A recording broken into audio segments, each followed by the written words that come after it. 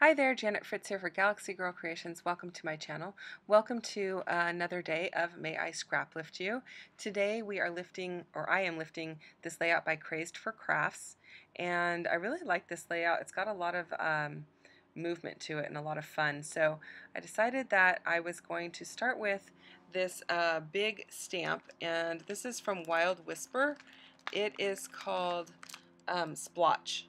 And so I like this stamp. It's really cool. It's great for mixed media, but I don't really have a block that's big enough for it, and I was just going to say lazy and didn't pull out my stamping platform. So I don't really need the whole stamp. I just need it peeking out on the edges because it's going to be covered up in the middle anyway. But then I wasn't sure that I was getting a lot of pressure, so I decided to flip it over, and I am rolling my brayer across it just to give it make sure I got as good of an impression as I could. And then the opposite sides where it just stamped a little bit, I didn't really need a lot going on there because in the layout that I'm lifting, the stamping is mostly on the diagonal from top left to bottom right. So I wasn't as concerned with the other. Now I did pull out a lot of branding strips for this and then a little bit of washi. And this piece of washi here, part of it wasn't sticky, so you're going to notice that that whole section of it wasn't sticky. So I kind of like put it to the side and I will work with it later, but I'm going to kind of change up the order that I was working in.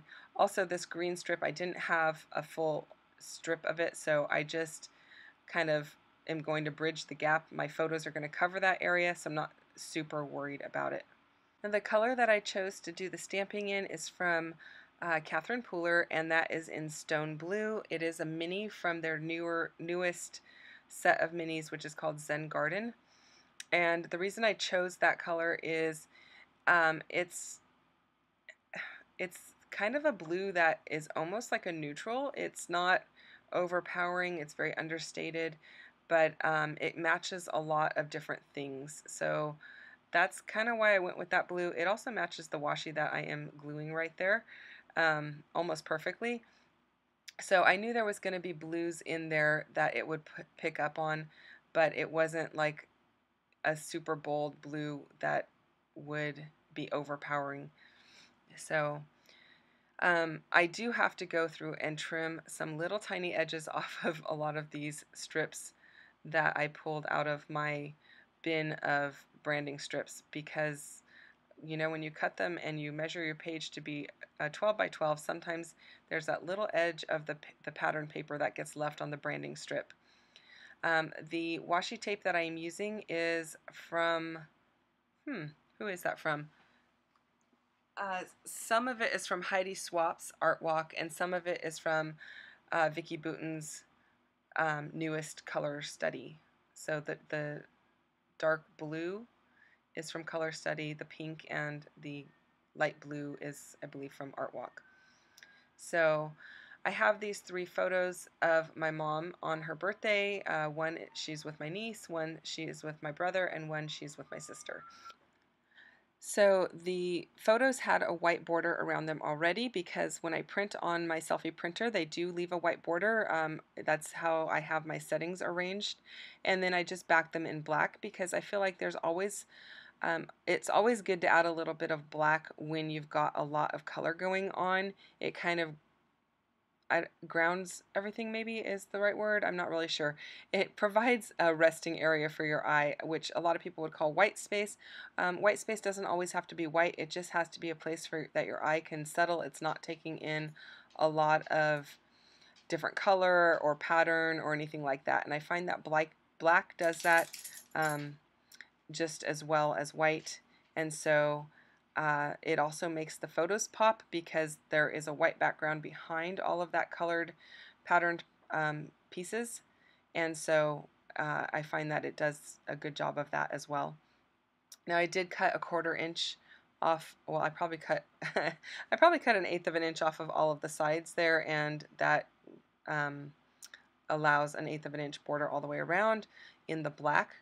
Normally I cut it off of 2 sides, I cut a 1/4 inch, but sometimes when I have everything centered already, then I have to cut off of all 4 sides.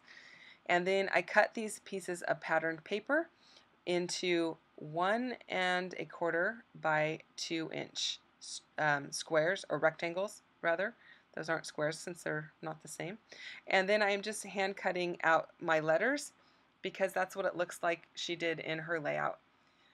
And in order to do this, if you start with blocks that are all the same size, you know your letters are going to be all the same size if you use the outside edge of the blocks as your outermost edge of your letters.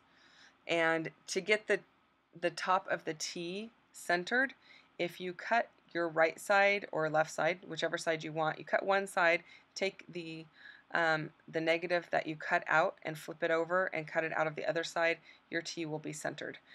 I don't know if that's helpful to anybody, but oftentimes the bottom part of the T does not come out centered if I don't do that. And you will see that with the Y. I should have done it with the Y because it does not come out centered, but it doesn't bother me so much on the Y because usually on a Y it's, you know, the Y sometimes hangs down or whatever, so I wasn't worried about it so much on the Y. And then what I did was I just inked everything with black ink so that it would pop off the page as well, and again give that nice kind of settling to the letters.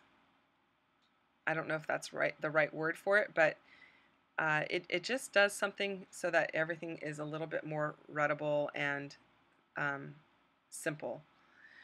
And so my letters there just say birthday. I did pop them up onto foam tape, and I'm going to glue them down. And you saw me just staple that acetate piece that says love. I'm not going to add anything to it except I think I add a little bit of adhesive behind the L just to kind of tack it down, but I just don't want to add a lot because otherwise you can see the adhesive right through it, and that's primarily why I stapled it. And I didn't make you sit through me backing everything with foam tape because you see me do that in probably 98% of my videos, and so I didn't think that was necessary to make you watch longer. It just, you know, this video would be very long otherwise. And also these acetate pieces, they do have like a protective coating on them. It's like a little plastic piece, and so you have to peel that off. It's oftentimes so hard to find that I don't find it and I just leave it on there because you know, it's a struggle to find it. And then I did set my acrylic block on top of it just to hold it down so that L could really get stuck down to the letter A, because I did stick a little bit of liquid adhesive there, and that just provides enough weight so that everything gets tacked down until it's got a chance to get a little bit of grip, if you will. Now I played around with what embellishments I was going to use. I thought I might use this cake. I don't end up using the cake. It was just a little bit too much. I think a little bit too big for the layout, and I don't know. I played with it for a little while. It was a little bit hard to get off of the sticker sheet as well. I do have a pouch that has a whole bunch of birthday embellishments in it, and that's what these are all from. So I kind of was just playing with what I wanted down in that bottom corner. Sometimes I cut this part, the like figuring things out part out, but I thought it would be beneficial to leave it in. Like the little gifts there, I think they get lost on the page, so I didn't end up using those. Then I tried these circle elements, and I wasn't crazy about those either. I felt like the circle with that big hooray under it would not work very well. It would look kind of weird, or I would need to add something behind it. I toyed with the idea of leaving that Make-A-Wish there, and I went back and forth on whether I should leave Celebrate up above birthday or put hooray there, so I kind of flipped them back and forth.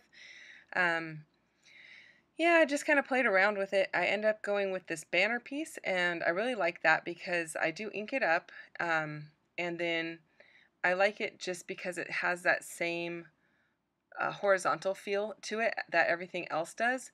And then I do end up layering those two candles. I toyed with trying different things there, but the candles are what I end up going with. You can see I'm just kind of holding everything over it just to kind of figure out if the candles were what I really want. I felt like some of the other elements, like the cupcake and stuff, it just covered the word hooray too much.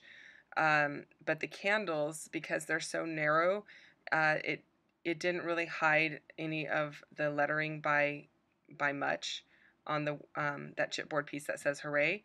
Everything was still readable, and I just liked the way that it looked. So that's what I ended up going with. And by adding the black to all of the chipboard pieces as well, they all match the title at the top, and they all pop just a little bit more than they would have if I had not. It almost has kind of like a shadow effect to it, and I don't know, I end up really liking how this turned out. I feel like it's not maybe quite as busy as the layout that I am scrap lifting, but that's probably because I think she's got some cheetah print in there, which for me that's a little bit much. It looks great on her layout, but for me, I don't use animal prints very often because I struggle with them, honestly. So unless it's like I'm doing an animal page and the background is like a big section of it, like I could make one big section of zebra stripe. Um, I don't know. Even that might be too much. So anyway, I am going to go ahead and do my journaling right below this little piece that says hooray. And basically, I am just talking about that it's my mom's birthday. We had to reschedule our birthday celebration for her. Her birthday was the day before her birthday. She was released from the hospital late at night. And then, so she still wasn't feeling quite herself on her birthday. So we pushed it out another day. And then my sister extended her stay in town so that she could be here to visit longer. Thanks so much for watching. I hope you enjoyed this video. I will see you guys again tomorrow. And check out everyone else who's playing along. The links are in my box down below. Bye-bye.